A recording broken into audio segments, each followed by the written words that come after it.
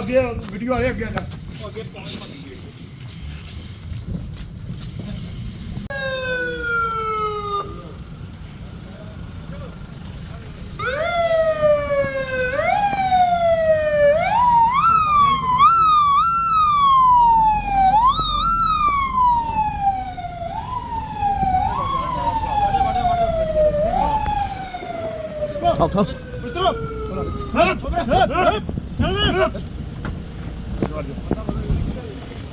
पीछे पीछे पीछे फुटर मार के जाइए बाहर जो जाओ।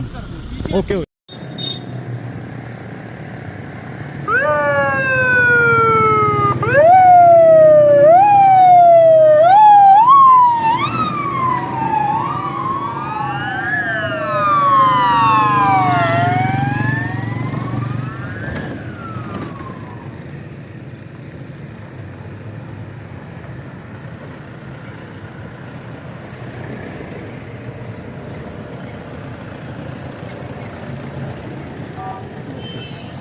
कर दो बंद।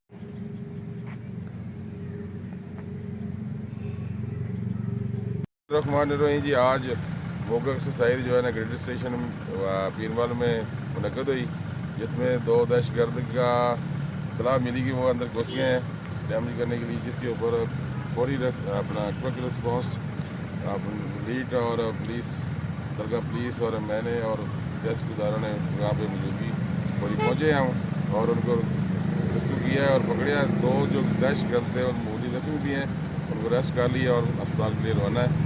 ये जो एक्सरसाइज है इदारों को एक्टिव करने के लिए और ये बहुत रिस्पॉन्स होता है। अगर कल को क्लियरियन हुआ भी होता है तो उसके ऊपर हम देखते हैं हमारा क्या रिस्पॉन्स है। इस वाले से जो है ना ये मामला बड़ी जो है क्विक सर्विस है, जो है ना क्विक रिस्पॉन्स मिला है सबका, तो ये हम इमीडिएटली जो है ना मामला तोड़ दिए। ओके।